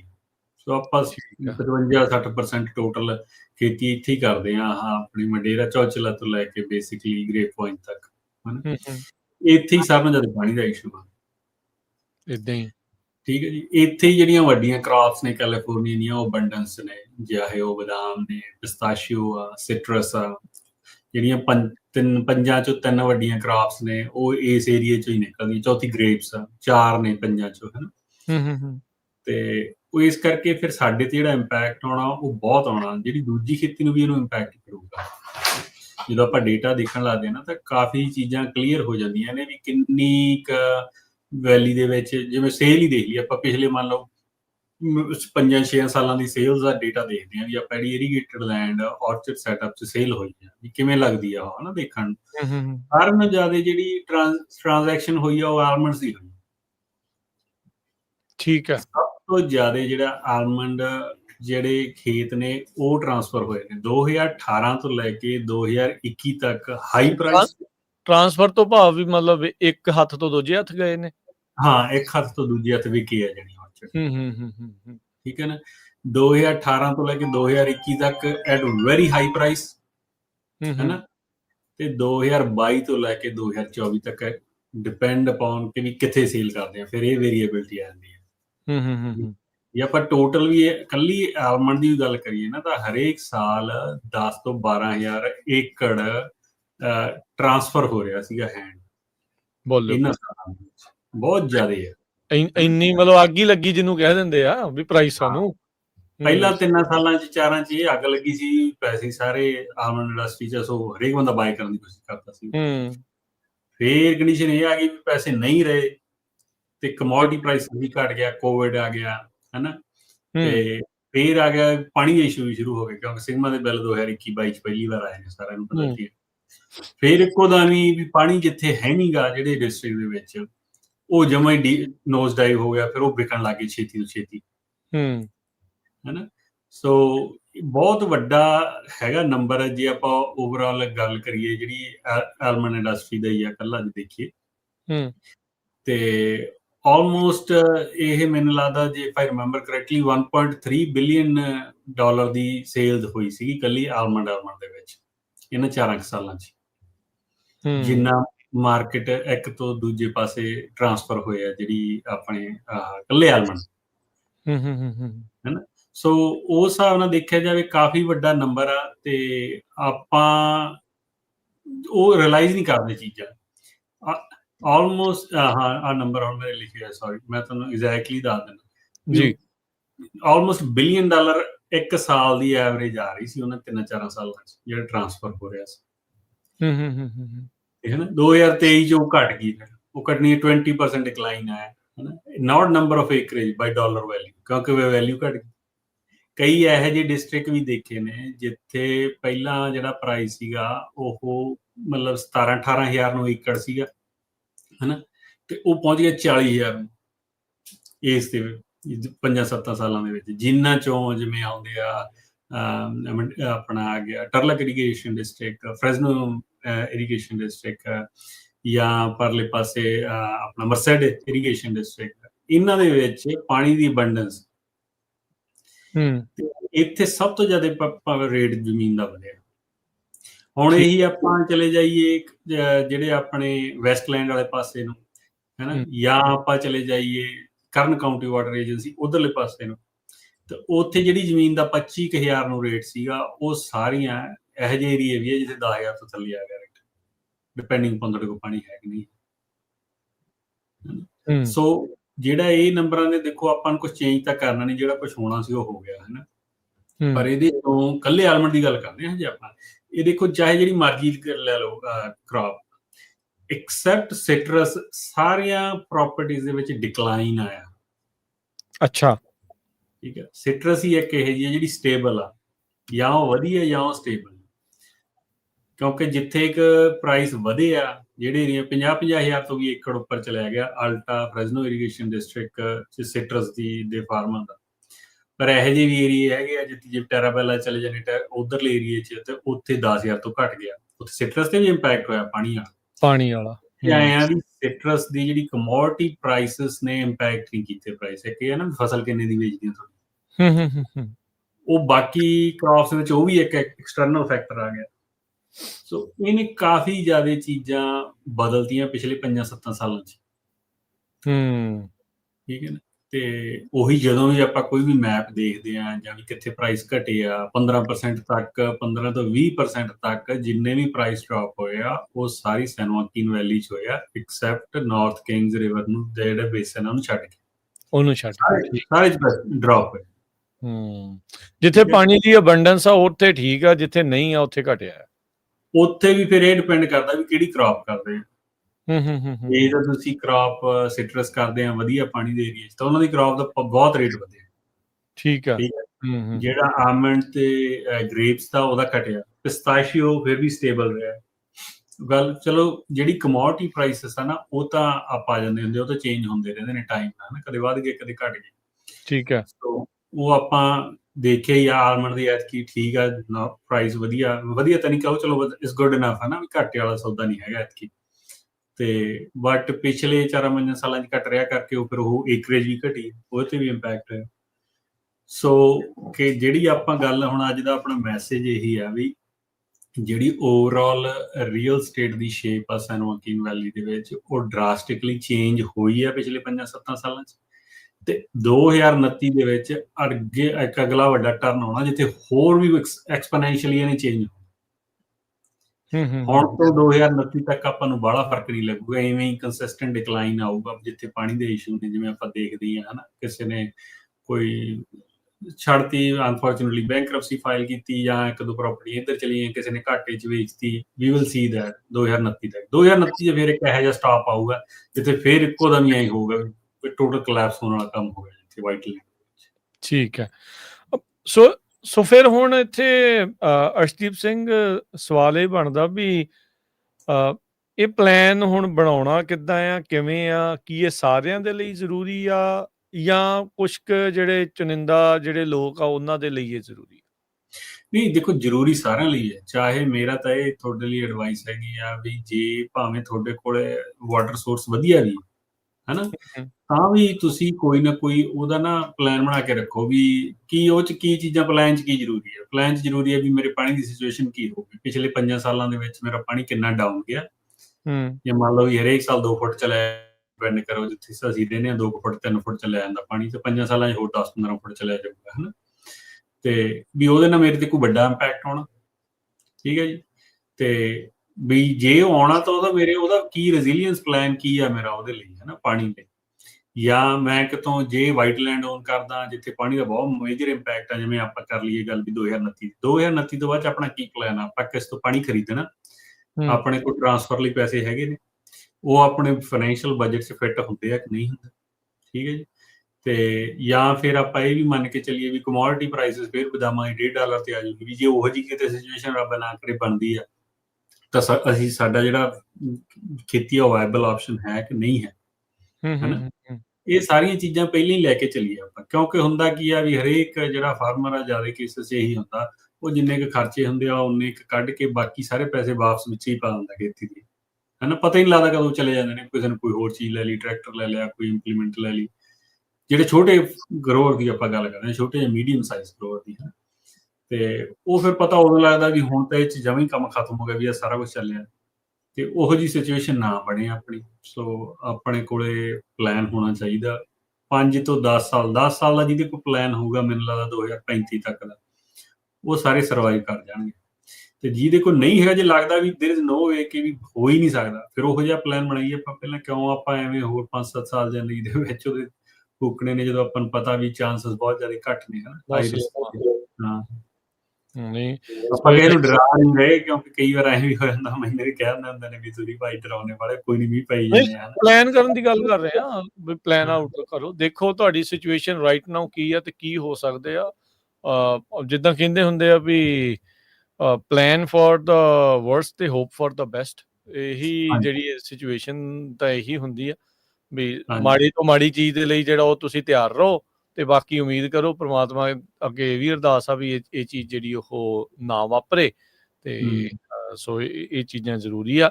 ਤੇ ਇਹ ਪਲਾਨ ਬਣਾਉਣੇ ਕਿਹਦੇ ਨਾਲ ਆ? ਆਪ ਹੀ ਬਣਾਉਣੇ ਆ ਕਿ ਕੋਈ ਸੀਪੀਏ ਨਾਲ ਗੱਲ ਕਰਨੀ ਹੁੰਦੀ ਆ, ਪੀਸੀਏ ਨਾਲ ਕਰਨੀ ਹੁੰਦੀ, ਕਿਹਦੇ ਨਾਲ ਬਣਾਉਣੇ ਆ ਜਾਂ ਬਸ ਘਰ ਪਰਿਵਾਰ 'ਚ ਬਹਿ ਕੇ ਇਹ ਚੀਜ਼ਾਂ ਦੇ ਉੱਤੇ ਡਿਸਕਸ਼ਨ ਹੋਣੀ ਆ ਵੀ ਆਹ ਦੇਖੀਏ, ਜਾਂ ਆਪ ਇੰਡੀਵਿਜੂਅਲੀ ਬੰਦੇ ਨੇ ਕਰਨਾ ਹੈ? ਨਹੀਂ ਦੇਖੋ, ਹਜੇ ਤੱਕ ਜਿਹੜੀ ਕੋਈ ਅਸਿਸਟੈਂਸ ਤਾਂ ਆਈ ਨਹੀਂ ਕਿਸੇ ਪਾਸਿਓਂ ਵੀ, ਕੋਈ ਮੈਨੂੰ ਤਾਂ ਪਤਾ ਨਹੀਂ, ਅਨਲੈਸ ਕਿ ਆਪਣੀ ਜਾਣਕਾਰੀ ਤੋਂ ਬਾਹਰ ਹੋਵੇ, ਕੋਈ ਵੀ ਬੰਦਾ ਕੋਈ ਬੜੀ ਹੈਲਪ ਨਹੀਂ ਕਰ ਰਿਹਾ, ਨਾ ਕੋਈ ਡਿਪਾਰਟਮੈਂਟ ਇਸ ਐਂਗਲ ਤੋਂ, ਹਨਾ। ਤੇ ਜ਼ਿਆਦੇ ਤੁਹਾਨੂੰ ਇਹ ਕਹਿ ਦਿੰਦੇ ਨੇ ਵੀ ਇੱਥੋਂ ਪੈਸੇ ਆ ਜਾਣਗੇ ਜੀ, ਤੁਸੀਂ ਆਹ ਗ੍ਰਾਂਟ ਅਪਲਾਈ ਕਰ ਲਓ ਜਾਂ ਇਹ ਕਰ ਲਓ, ਉਹ ਤਾਂ ਬਹੁਤ ਸ਼ਾਰਟ ਟਰਮ ਆ, ਹਨਾ। ਹੈਂਡ ਆਊਟ ਜਦੋਂ ਆਪਾਂ ਦਿੰਦੇ ਆ ਸਾਲ ਦਰ ਸਾਲ, ਮੇਬੀ ਉਹ ਤਾਂ ਇੱਕ ਸੀਜ਼ਨ ਲਈ ਹੋ ਸਕਦਾ। ਹਾਂ, ਇਹੀ ਮੈਂ ਗੱਲ ਤੁਹਾਨੂੰ ਕਹਿਣੀ ਚਾਹੁੰਦਾ ਸੀਗਾ ਵੀ ਉਹ ਇੱਕ ਸੀਜ਼ਨ ਤਾਂ ਨਿਭਾ ਸਕਦੇ ਆ, ਬਟ ਆਪਣਾ ਲੌਂਗ ਟਰਮ ਲਈ ਸਰਵਾਈਵੇਬਿਲਿਟੀ ਨਹੀਂ ਚਾਹੀਦੀ। ਸੋ ਇਹੋ ਜਿਹਾ ਕੋਈ ਵੀ ਡਿਪਾਰਟਮੈਂਟ ਜਾਂ ਆਰਗੇਨਾਈਜੇਸ਼ਨ ਕੰਮ ਨਹੀਂ ਕਰ ਰਹੀ ਜਿਹੜੀ ਗਰੋਰਾਂ ਨੂੰ ਪਲਾਨ ਬਣਾ ਕੇ ਦੇਵੇ। ਸੋ ਆਪ ਹੀ ਉੱਦਮ ਕਰਨਾ ਪੈਣਾ, ਤੇ ਜੇ ਜਿਹੋ ਜੀ ਹੈਲਪ ਅਸੀਂ ਪੰਜਾਬੀ ਅਮਰੀਕਨ ਗਰੋਅਰਸ ਗਰੁੱਪ ਤੋਂ ਕਰ ਸਕਦੇ ਹਾਂ, ਤੁਸੀਂ ਰੀਚ ਆਊਟ ਕਰ ਲਓ, ਹਨਾ, ਜਾਂ ਮੈਨੂੰ ਕਰ ਲਓ, ਜਸਵੀਰ ਸਿੰਘ ਸਿੱਧੂ ਨੂੰ ਕਰ ਲਓ। ਅਸੀਂ ਜਿੰਨਾ ਕੁ ਅਸੀਂ ਕਰਾ ਸਕਦੇ ਹਾਂ ਉਹ ਕਰਾ ਦੇਵਾਂਗੇ ਸਾਡੇ ਵਾਲੇ ਐਂਗਲ ਤੋਂ, ਹਨਾ। ਜਾਂ ਤੁਹਾਡੇ ਨਾਲ ਇੱਕ ਫਾਰਮੈਟ ਸ਼ੇਅਰ ਕਰ ਦਾਂਗੇ ਵੀ ਭਾਈ ਆਹ ਫਾਰਮੈਟ ਆ ਬੰਦੇ ਦਾ ਸੀਗਾ ਪ੍ਰਾਪਰਟੀ ਦਾ, ਤੁਸੀਂ ਇਹੋ ਜਿਹਾ ਨਾਲ ਉਹਦਾ ਆਪ ਬਣਾ ਲਓ, ਹਨਾ, ਜਾਂ ਉਹਦੀ ਹੈਲਪ ਵੀ ਕਰ ਦਾਂਗੇ। ਪਰ ਬਹੁਤ ਹੀ ਜ਼ਿਆਦਾ ਜ਼ਰੂਰੀ ਹੈ ਵੀ ਤੁਹਾਡੇ ਕੋਲ ਪਲਾਨ ਹੋਣਾ ਜ਼ਰੂਰੀ ਹੈ, ਹਨਾ। ਦੇਖੋ, ਗ੍ਰਾਂਟਾਂ ਤੇ ਇਨਸੈਂਟਿਵ ਕੈਲਕੂਲੇਟ ਕਰਨੇ ਚਾਹੀਦੇ ਆ ਆਪਦੇ ਪਲਾਨ ਦੇ ਵਿੱਚ। ਮੈਂ ਠੀਕ ਹੈ, ਜਿਹੜਾ ਹੁਣ ਆਪਾਂ ਪਲਾਨ ਬਣਾਇਆ ਸੀ, ਮੈਂ ਉਹਦੇ ਲਈ ਵੀ ਕੀਤੇ ਸੀ, ਹਨਾ। ਤੇ ਠੀਕ ਪਰ ਹੈ, ਉਹ ਕੱਲਾ ਉਹਦੇ ਸਰਵਾਈਵੇਬਿਲਿਟੀ ਦਾ ਰੀਜ਼ਨ ਗ੍ਰਾਂਟਸ ਤੇ ਇਨਸੈਂਟਿਵ ਨਹੀਂ ਹੈਗੇ। ਜਿਹੜਾ ਉਹਦਾ ਸਰਵਾਈਵੇਬਿਲਿਟੀ ਦਾ ਰੀਜ਼ਨ ਆ ਵੀ ਉਹ ਕਿੰਨੇ ਪੈਸੇ ਪੇ ਕਰ ਰਿਹਾ ਪ੍ਰਾਪਰਟੀ ਦਾ, ਇਹ ਹੈ। ਠੀਕ ਆ ਵੀ ਡੀਲ ਪ੍ਰਾਈਸਿੰਗ ਆ ਉਹਦੇ ਤੇ ਵੀ ਕਿੰਨੇ ਹਾਂ, ਕਰਦੇ ਆ ਇਹ ਕਿਉਂਕਿ ਸੋਚ, ਕਿਉਂਕਿ ਹੁਣ ਆਪਾਂ ਦੇਖਦੇ ਹੀ ਆ ਗ੍ਰਾਂਟਾਂ ਇਨਸੈਂਟਿਵ ਕਈ ਤਾਂ ਬੰਦ ਵੀ ਹੋ ਗਈਆਂ ਨਾ। ਇੱਕੋ ਦਮ ਹੀ ਚੇਂਜ ਹੁੰਦੇ ਆ। ਇਸ ਸੀਜ਼ਨ ਦੇਖੋ ਵੀ ਜਿਹੜੀ ਐਡਮਿਨਿਸਟ੍ਰੇਸ਼ਨ ਨਵੀਂ ਫੈਡਰਲ ਚ ਚੇਂਜ ਹੋਈ ਆ, ਉਹਨੇ ਕਿੰਨੀਆਂ ਚੀਜ਼ਾਂ ਚੇਂਜ ਕਰਤੀਆਂ। ਉਹ ਹੁਣ 4 ਸਾਲ ਨਾ ਆਏ ਨੇ, 4 ਸਾਲ ਦਾ ਬੰਦੇ ਸਰਵਾਈਵ ਹੀ ਨਹੀਂ ਕਰ ਸਕਦੇ, ਹਨਾ। ਹਾਂ, ਤੇ ਕਿੰਨੇ ਜ਼ਿਆਦੇ ਚੇਂਜਸ ਆ ਰਹੀਆਂ ਨੇ ਜਿਹੜੀਆਂ ਟ੍ਰੇਡ ਇਵਨ ਦੇ ਰੌਲੇ ਚੱਲਦੇ ਨੇ ਅਜੇ ਤਾਂ, ਡੀਲਾਂ ਕਿੱਧਰ ਨੂੰ ਆ, ਖੱਬੇ ਸੱਜੇ ਉੱਤੇ ਥੱਲੇ ਬਹੁਤ ਕੁਝ ਚੱਲ ਰਿਹਾ ਆ, ਸੋ ਪਤਾ ਹਾਂਜੀ, ਨਹੀਂ ਨਾਲੇ ਲੱਗਦਾ। ਸਟੇਟ ਲੈਵਲ ਤੇ ਵੀ ਰਾਜਕਨ ਜੀ ਚੇਂਜਸ ਸਾਨੂੰ ਦੇਖਣ ਨੂੰ ਮਿਲ ਰਹੀਆਂ ਨੇ। ਅਫੀਸ਼ੀਅਲੀ ਮੈਂ ਕਹਿ ਨਹੀਂ ਸਕਦਾ, ਬਟ ਅਨਅਫੀਸ਼ੀਅਲੀ ਕਈ ਡਿਪਾਰਟਮੈਂਟਸ ਦੇ ਵਿੱਚ ਆਲਰੇਡੀ ਇੰਟਰਨਲ ਡਿਸਕਸ਼ਨਸ ਹੋਣ ਲੱਗ ਗਈਆਂ ਵੀ ਅਸੀਂ ਸਿਰਫ ਬੰਦੇ ਉਹੀ ਹਾਇਰ ਕਰਨੇ ਜਿਹੜੇ ਅਮਰੀਕਨ ਸਿਟੀਜ਼ਨਸ ਨੇ, ਹਨਾ। ਹਾਂ, ਜਾਂ ਅਸੀਂ ਆਹ ਪ੍ਰੋਗਰਾਮਸ ਨੂੰ ਹੁਣ ਹਜੇ ਪ੍ਰਾਇਓਰਟੀ ਨਹੀਂ ਦੇਣੀ, ਕਿਉਂਕਿ ਫੈਡਰਲ ਲੈਵਲ ਤੇ ਉਹਦੀ ਗੱਲ ਕਰਨਾ ਅੱਜ ਕੱਲ੍ਹ ਕ੍ਰਾਈਮ ਹੀ ਆ, ਸਮਝ ਲਓ, ਹਨਾ। ਤੇ ਹਾਂ, ਉਹ ਇਹ ਨਹੀਂ ਕਹਿ ਰਹੇ ਵੀ ਅਸੀਂ ਬੰਦ ਕਰ ਦੇਣੇ, ਉਹਨਾਂ ਦੀ ਉਹਦੀ ਇੰਪੋਰਟੈਂਸ ਨਹੀਂ ਰਹੀ ਉਹ ਚੀਜ਼ਾਂ ਦੀ, ਹਨਾ। ਵੈਗਮਰਾਂ ਤੇ ਜਾਈ ਜਾਂਦੇ ਨੇ। ਸੋ ਕਾਫੀ ਜ਼ਿਆਦਾ ਚੇਂਜਸ ਆਪਣੇ ਮੂਹਰੇ ਆਉਂਦੀਆਂ ਨੇ, ਪਰ ਜਿਹੜੇ ਬੰਦੇ ਜ਼ਿਆਦੇ ਰੈਜ਼ੀਲੀਐਂਟ ਨੇ ਆਪਦੇ ਆਪ ਨੂੰ, ਆਪਦੇ ਪ੍ਰੋਜੈਕਟ ਮੈਂ ਫਾਰਮ ਬਿਜ਼ਨੈਸਸ ਲਈ ਲੈ ਕੇ, ਉਹਨਾਂ ਨੇ ਸਰਵਾਈਵ ਕਰਨਾ ਹੁਣ, ਕਿਉਂਕਿ ਆਪਾਂ ਨੂੰ ਦਿੰਦਾ ਹੀ ਹੈ ਜੇ ਸੈਨੋਕੀਨ ਵੈਲੀ 'ਚ 30-35% ਲੈਂਡ ਸ਼ਰਿੰਕ ਹੁੰਦੀ ਆ, ਕੱਲੀ ਲੈਂਡ ਥੋੜੀ ਹੋਣੀ ਆ। ਫਿਰ ਆਪਣੇ ਬੰਦਿਆਂ ਦੇ ਕਿੰਨੇ ਬਿਜ਼ਨਸ ਨੇ ਉਹਦੇ ਨਾਲ, ਕੋਈ ਇਰੀਗੇਸ਼ਨ ਵਾਲਾ, ਕੋਈ ਸਪਰੈਡਿੰਗ ਕਰਦਾ, ਕੋਈ ਕੁਛ ਕਰਦਾ, ਹਨਾ। ਤੇ ਕੁਝ ਹਾਰਵੈਸਟਿੰਗ ਦਾ ਬਿਜ਼ਨਸ, ਸਾਰਿਆਂ ਤੇ ਇੰਪੈਕਟ ਪੈਣਾ। ਤੇ ਹੂੰ, ਸ਼ਰਿੰਕ ਹੋਣੇ ਨੇ ਫਿਰ ਉਹੀ ਹੈ ਵੀ ਜਿਹੜੇ ਬੰਦੇ ਜ਼ਿਆਦਾ ਸਟੇਬਲ ਹੋਣਗੇ, ਜਿਹਨਾਂ ਦੇ ਬਿਜ਼ਨਸ ਮਾਡਲ ਵਧੀਆ ਹੋਣੇ, ਉਹਨਾਂ ਨੇ ਸਰਵਾਈਵ ਕਰ ਜਾਣਾ, ਦੂਜਿਆਂ ਨੇ ਨਹੀਂ ਕਰਨਾ। ਹਾਂ, ਇਹਦੀ ਜਿਹੜਾ ਇੱਕੋ ਹੀ ਆਉਣਾ ਜਿਹੜਾ ਆਪਾਂ ਜ਼ਿਆਦਾ ਉਹਨੂੰ ਨੈਗੇਟਿਵਲੀ ਨਾ ਆਪਾਂ ਪੂਰਾ ਜ਼ੋਰ ਲਾਇਆ ਹੋਇਆ ਵੀ ਜਿਹੜੇ ਇਹ ਇਹਨਾਂ ਤੇ ਇੰਪੈਕਟ ਪੈਣਾ, ਉਹਨਾਂ ਨੂੰ ਕਿਸੇ ਨਾ ਕਿਸੇ ਤਰੀਕੇ ਨਾਲ ਫਾਈਨੈਂਸ਼ੀਅਲੀ ਏਡ ਵਗੈਰਾ ਦਿੱਤੀ ਜਾਵੇ, ਫੈਡ ਜਾਂ ਸਟੇਟ ਕਰਨੀ, ਤੇ ਉਹ ਮਤਲਬ ਬੈਂਕਰਪਟ ਨਾ ਹੋਣ, ਹਨਾ। ਉਹ ਤਾਂ ਆਪਾਂ ਕੰਮ ਕਰਦੇ ਰਵਾਂਗੇ, ਪਰ ਜਿਹੜੀਆਂ ਚੀਜ਼ਾਂ ਆਪਣੇ ਹੱਥ 'ਚ ਨੇ ਆਪਾਂ ਨੂੰ ਉਹ ਵੀ ਉਹਨਾਂ ਤੇ ਵੀ ਜ਼ੋਰ ਦੇਣਾ ਚਾਹੀਦਾ। ਜ਼ੋਰ ਦੇਣਾ ਚਾਹੀਦਾ ਜੀ। ਅਰਸ਼ਦੀਪ ਸਿੰਘ, ਆਪਾਂ ਇੱਥੇ ਇੱਕ ਬ੍ਰੇਕ ਲੈ ਲੈਂਦੇ ਹਾਂ ਤੇ ਫਿਰ ਬ੍ਰੇਕ ਤੋਂ ਬਾਅਦ 'ਚ ਆਪਾਂ ਵਾਪਸ ਆ ਕੇ ਜਿੱਦਾਂ ਫਿਊਚਰ ਦੀ ਵੀ ਗੱਲ ਕਰ ਹੀ ਰਹੇ ਹਾਂ, ਇਨਸੈਂਟਿਵ ਗ੍ਰਾਂਟਸ ਦੀ ਹੋਰ ਵੀ ਗੱਲ ਕਰ ਰਹੇ ਹਾਂ ਵੀ ਕੀ ਮੌਜੂਦਾ ਤੌਰ ਤੇ ਚੱਲ ਰਿਹਾ, ਉਹਦੇ ਬਾਰੇ ਵੀ ਕਰਾਂਗੇ ਚਰਚਾ। ਜੁੜੇ ਰਹੋ ਸਰੋਤਿਓ ਤੇ ਦਰਸ਼ਕੋ, ਇੱਦਾਂ ਹੀ ਪੰਜਾਬੀ ਰੇਡੀਓ ਯੂਐਸਏ ਦੇ ਨਾਲ, ਪੰਜਾਬੀ ਟੀਵੀ ਯੂਐਸਏ ਦੇ ਨਾਲ, ਪ੍ਰੋਗਰਾਮ ਅਪਡੇਟ ਫਾਰਮਿੰਗ 'ਚ। ਤੇ ਜੇ ਤੁਹਾਡਾ ਕੋਈ ਇਹਨਾਂ ਪਲਾਨਸ ਨੂੰ ਲੈ ਕੇ ਜਾਂ ਕੋਈ ਉੱਦਾਂ ਗੱਲਬਾਤ ਕਰਨਾ ਚਾਹੁੰਦੇ ਆ ਤੁਸੀਂ, ਖੇਤੀਬਾੜੀ ਦੇ ਨਾਲ, ਫਾਰਮਿੰਗ ਦੇ ਨਾਲ ਸੰਬੰਧਿਤ, ਤਾਂ ਕਾਲ ਕਰ ਸਕਦੇ ਹੋ 408-272-5200, 4082725200। ਮਿਲਦੇ ਆ ਇੱਕ ਬ੍ਰੇਕ ਤੋਂ ਬਾਅਦ 'ਚ।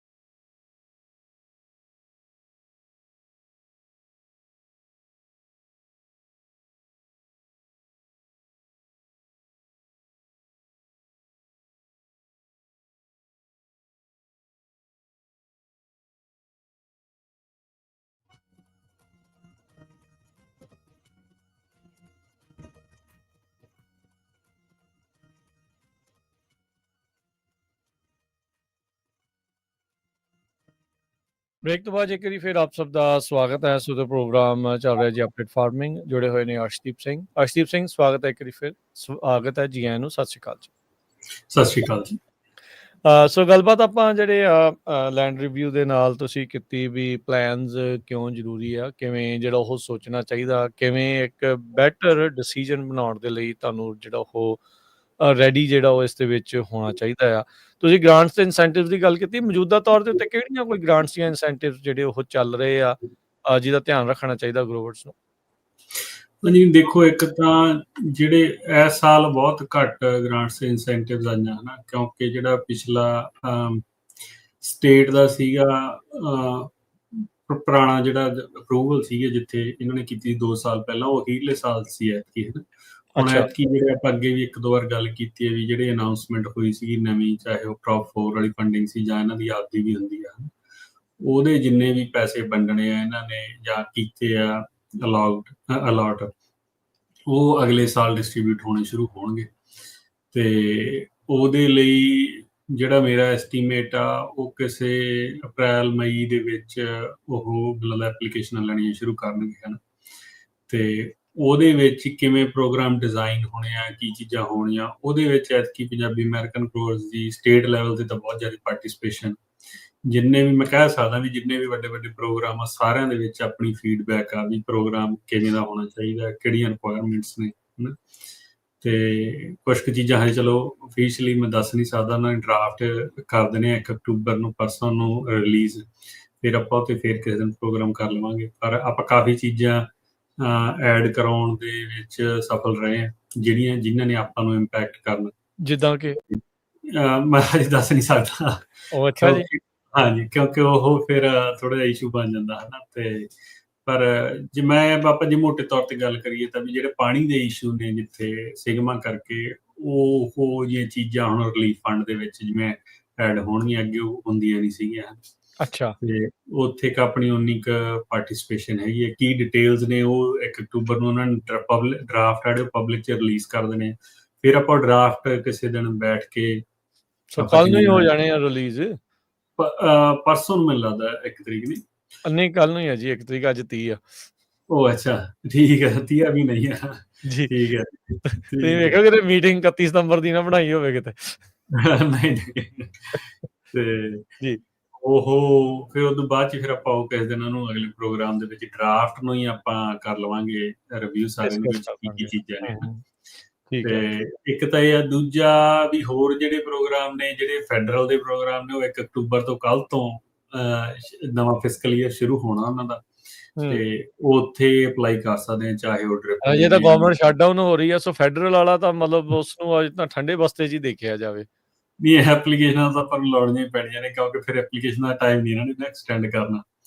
ਤੇ ਆਪਾਂ ਉਹ ਫੜਾ ਦਿਓ ਉੱਥੇ, ਅਪਰੂਵ ਕਰਨਗੇ ਨਹੀਂ ਕਰਨਗੇ ਉਹਨਾਂ ਦੀ ਜ਼ਿੰਮੇਵਾਰੀ ਹੈ। ਕਿੰਨੇ ਇਹ ਫੈਡਰਲ ਦੀਆਂ ਦੱਸ ਰਹੇ ਜਾਂ ਸਟੇਟ ਦੀਆਂ ਦੱਸ ਰਹੇ ਹੋ ਤੁਸੀਂ? ਇਹ ਫੈਡਰਲ ਦੀਆਂ। 1 ਅਕਤੂਬਰ ਤੋਂ ਫਿਸਕਲ ਈਅਰ USD ਦਾ ਸ਼ੁਰੂ ਹੁੰਦਾ, ਸੋ ਉਹਨਾਂ ਨੇ 1 ਤੋਂ ਹੀ ਸ਼ੁਰੂ ਕਰਨਾ ਹੁੰਦਾ। ਓਕੇ, ਠੀਕ ਆ। ਹਾਂ, ਉਹਦੇ ਲਈ ਜਿੰਨੀਆਂ ਕੁ ਤਾਂ NRCS FSA ਵਾਲੀਆਂ ਗ੍ਰਾਂਟਸ ਨੇ, ਉਹ ਸਾਰੀਆਂ ਨੂੰ ਆਪਾਂ ਨੂੰ ਇਹੀ ਆ ਸਾਰਿਆਂ ਨੂੰ ਗਰੋਵਰਸ ਨੂੰ ਵੀ ਉਹ ਤੁਸੀਂ ਆਪਦੇ ਅਗਲੇ ਮਹੀਨੇ ਦੇ ਵਿੱਚ ਲਾ ਦਿਓ ਹਨਾ, ਕਿਉਂਕਿ ਕਈਆਂ ਦਾ ਉਹ ਟਾਈਮ ਥੋੜਾ ਦਿੰਦੇ ਹੁੰਦੇ ਆ, 15 ਨਵੰਬਰ 20 ਨਵੰਬਰ ਡੈਡਲਾਈਨ, ਕਿਸੇ 10 ਦਸੰਬਰ। ਸੋ ਜੇ ਆਪਾਂ ਆਪਦੀਆਂ ਜਿਹੜੀਆਂ ਐਪਲੀਕੇਸ਼ਨ ਅਕਤੂਬਰ 'ਚ ਲਾ ਦਈਏ ਤਾਂ ਸਾਰਿਆਂ ਨਾਲ ਵਧੀਆ ਹਨਾ। ਉਹਦੇ ਵਿੱਚ ਆਪਾਂ ਐਤਕੀ ਪੰਜਾਬੀ ਅਮਰੀਕਨ ਗਰੋਵਰਸ ਗਰੁੱਪ ਕਨੀਆਂ ਵੀ ਹੈਲਪ ਕਰਾਂਗੇ ਕੁਛ ਕੁ ਐਪਲੀਕੇਸ਼ਨਾਂ ਲਾਉਣ ਦੇ ਲਈ ਹਨਾ। ਜੇ ਕਿਸੇ ਨੂੰ ਨਹੀਂ ਪਤਾ ਲੱਗਦਾ ਜਾਂ ਆਫਿਸ ਜਾਣ ਤੋਂ ਹੈਗੀ ਕੋਈ ਹਿਚਕਿਚਾਹਟ, ਤਾਂ ਉਹ ਆਪਾਂ ਨੂੰ ਰੀਚ ਆਊਟ ਕਰ ਲਿਓ ਹਨਾ। ਤੇ ਉਹ ਆਪਾਂ ਇੱਧਰੋਂ ਵੀ ਹੈਲਪ ਪ੍ਰੋਵਾਈਡ ਕਰ ਸਕਦੇ ਹਾਂ ਥੋੜ੍ਹੀ ਜਿਹੀ, ਜਿੰਨੀ ਕੁ ਕਰ ਸਕਦੇ ਹਾਂ ਹਨਾ। ਤੇ ਜਿਹੜੀਆਂ ਹੈਗੀਆਂ ਸਟੇਟ ਦੀਆਂ ਗ੍ਰਾਂਟ, ਜਿਵੇਂ ਆਪਾਂ ਮੈਂਸ਼ਨ ਕੀਤਾ, ਉਹ ਅਗਲੇ ਸਾਲ ਓਪਨ ਹੋਣਗੀਆਂ। ਤੇ ਉਹਦੇ ਵਿੱਚ 1-2 ਚੀਜ਼ਾਂ ਹੈਗੀਆਂ। ਓਪਨ ਰਿਲੀਫ ਫੰਡ ਦੇ ਵਿੱਚ ਥੋੜ੍ਹੇ ਜਿਹੇ ਪੈਸੇ ਹਜੇ ਬਚੇ ਹੋਏ ਨੇ।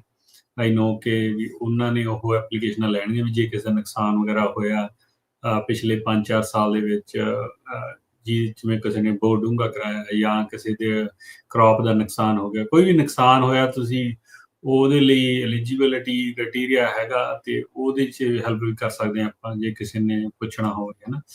ਤਾਂ ਉਹ ਤੁਸੀਂ ਮੈਨੂੰ ਵੀ ਕਾਲ ਕਰ ਸਕਦੇ ਹੋ 5594516270, 559 451 6270 ਤੇ। ਜਾਂ arsh@paggusa.com ਤੇ ਈਮੇਲ ਕਰ ਲਓ, ਹਨਾ। ਜਾਂ ਜੇ ਸਾਡੇ ਗਰੋਵਰ ਆ ਤੇ ਕੋਈ ਤੁਸੀਂ WhatsApp ਗਰੁੱਪ 'ਚ ਵੀ ਪੁੱਛ ਸਕਦੇ ਆ, ਜਾਂ ਮੈਨੂੰ ਮੈਸੇਜ ਕਰ ਲਓ, ਤੇ ਉਹ ਜਿੰਨੀ ਕੁ ਹੈਲਪ ਕਰ ਸਕਦੇ ਹਾਂ ਆਪਾਂ ਕਰਵਾ ਸਕਦੇ ਹਾਂ। ਪਰ ਐਤਕੀ ਫੰਡਿੰਗ ਇਸ ਸਾਲ 'ਚ ਬਹੁਤ ਘੱਟ ਰਹੀ ਹੈ, ਤੇ ਪਰ ਜਿੰਨੀ ਕੁ ਇਸ ਸਾਲ 'ਚ ਘੱਟ ਰਹੀ ਹੈ ਉਨੀ ਅਗਲੇ ਸਾਲ 'ਚ ਜ਼ਿਆਦਾ ਆਉਣੀ ਹੈ, ਹਨਾ। ਤੇ ਕਿਉਂਕਿ CDFA ਨੇ ਜਿਹੜੀ ਸਾਰੀ ਫੰਡਿੰਗ ਆਪਦੀ ਅਗਲੇ ਸਾਲ ਐਕਟਿਵ ਕਰ ਦੇਣੀ ਹੈ, ਤੇ ਆਲਮੋਸਟ $250 ਮਿਲੀਅਨ ਆ ਉੱਥੇ, ਜਿਹੜਾ ਉਹਨਾਂ ਨੇ ਬਣਨਾ ਸ਼ੁਰੂ ਕਰਨਾ। ਕਈ ਪ੍ਰੋਗਰਾਮ 2 ਸਾਲ ਦੇ ਆ, ਕਈ 3 ਦੇ ਆ। ਅਫਕੋਰਸ ਸਾਲ 'ਚ ਨਹੀਂ ਉਹ ਸਾਰਾ ਹੁੰਦਾ ਹਨਾ ਡਿਸਟਰੀਬਿਊਟ, ਪਰ ਕੰਟਰੈਕਟ ਤਾਂ ਲਿਖੇ ਜਾਣੇ ਨੇ ਅਗਲੇ ਸਾਲ ਹੀ, ਫਿਰ ਆਪਾਂ ਨੂੰ 3 ਸਾਲ ਲਈ ਪੈਸੇ ਦੇਈ ਜਾਣਗੇ ਹੌਲੀ ਹੌਲੀ ਜਿਵੇਂ ਵੀ ਹੈ। ਠੀਕ ਹੈ। ਤੇ ਉਹ ਫਿਰ ਆਪਾਂ ਉਦੋਂ ਜਾ ਕੇ ਜਦੋਂ ਨੇੜੇ ਆ ਗਿਆ ਸਮਾਂ ਫਿਰ ਦੱਸਾਂਗੇ। ਤੇ ਪਰ ਉਹਦੇ ਜੇ ਕੋਈ ਨਵਾਂ ਇਰੀਗੇਸ਼ਨ ਪਾਉਣੀ ਚਾਹੁੰਦਾ, ਜਾਂ ਉਹ ਰੁਕ ਸਕਦਾ ਹਜੇ 6 ਮਹੀਨੇ ਅਗਲੇ ਸਾਲ ਸਮਰ ਤੱਕ, ਤਾਂ ਉਹ ਫਿਰ ਉਹਦੇ 'ਚ ਵੀ ਕਵਰ ਹੋ ਸਕਦਾ। ਸੋਲਰ ਵੀ ਹੋ ਜਾਂਦਾ ਥੋੜਾ ਜਿਹਾ ਕਵਰ ਇੱਕ ਪ੍ਰੋਗਰਾਮ ਦੇ ਵਿੱਚ। ਤੇ ਸੋਲਰ ਤਾਂ ਇਸ ਸਾਲ ਉਹਦੀ ਫੰਡਿੰਗ ਖਤਮ ਨਹੀਂ ਹੋ ਰਹੀ। ਹਾਂਜੀ, ਸੋਲਰ ਵਾਲੀ ਦੀ ਫੰਡਿੰਗ ਤਾਂ ਉਹ ਖਤਮ ਨਹੀਂ ਹੋ ਰਹੀ ਇਸ ਸਾਲ ਦੇ ਐਂਡ ਦੇ ਵਿੱਚ। ਸੋਲਰ ਜਿਹੜੇ ਤਾਂ ਜਿਵੇਂ ਹੁਣ ਪਹਿਲਾਂ ਦੇ ਪ੍ਰੋਗਰਾਮ ਲਿਖੇ ਪਏ ਨੇ ਸਟੇਟ ਤੇ, ਫਿਰ ਵੀ ਹੈਗਾ ਸਟੇਟ ਤੇ, ਜਾਣੀ USDA ਤਾਂ ਖਤਮ ਹੀ ਆਲਮੋਸਟ ਨਾ ਹੈਗੇ। ਜਿਹੜੇ ਰੂਰਲ ਡਿਵੈਲਪਮੈਂਟ ਅੰਡਰ ਪ੍ਰੋਗਰਾਮ ਸੀ, ਜਾਂ ਤਾਂ ਉਹ ਬਹੁਤ ਹੀ ਹੋਲਡ ਤੇ ਪਏ ਨੇ, ਜਾਂ ਉਹਨਾਂ ਨੇ ਨਵੀਂ ਫੰਡਿੰਗ ਦੇ ਹੀ ਨਹੀਂ ਰਹੇ ਉੱਥੇ। ਤੇ ਜਿਹੜੇ ਹੈਗੇ ਸਟੇਟ ਦੇ ਪ੍ਰੋਜੈਕਟ ਹੈਗੇ ਨੇ এনवायरमेंट ਵਾਲੇ, ਉਹਦੇ 'ਚ ਚੱਲ ਰਹੀ ਹੈ ਹਜੇ ਵੀ ਫੰਡਿੰਗ, ਹੈ ਨਾ। ਇਸ਼ੂ ਹੋਈ ਹੈ ਕਿਉਂਕਿ ਫੰਡਿੰਗ ਦਾ ਪਿਛਲੇ ਸਾਲ ਦੀ ਸਾਈਨ ਹੋਈ ਹੈ ਜਿੰਨੀ ਹੋਣੀ ਹੈ। ਹੁਣ ਇਹਨਾਂ ਨੂੰ ਆਪਦੀ ਪਲੈਨਿੰਗ ਨੂੰ ਸਾਲ ਲਾ ਦਿੰਦੇ ਨੇ, ਫਿਰ ਵੰਡਣ ਨੂੰ ਸਾਲ ਲਾ ਦਿੰਦੇ ਨੇ।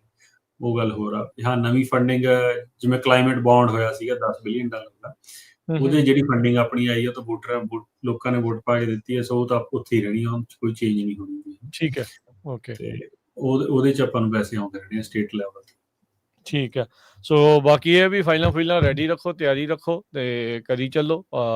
ਜਦੋਂ ਆਉਣਗੀਆਂ ਉਹਦੇ ਬਾਰੇ ਪਤਾ ਜਿਹੜਾ ਤੁਸੀਂ ਕਰੋ। ਬਾਕੀ ਪਤਾ ਕਰੋ। ਬਹੁਤ ਸਾਰੇ ਮੈਨੂੰ ਲੱਗਦਾ ਹੁਣ ਤਾਂ ਪੇਸ਼ੇਵਰ ਗ੍ਰਾਂਟ ਰਾਈਟਰ ਵੀ ਹੋਣੇ ਆ, ਜਿਹੜੇ ਬੰਦੇ ਉਹ ਜਿਹੜੇ ਕਿਸਾਨ ਆ, ਗਰੋਵਰਸ ਆ, ਉਹਨਾਂ ਨੂੰ ਉਹ ਜਾਣਦੇ ਹੀ ਹੋਣੇ ਆ ਉਹਨਾਂ ਨੂੰ।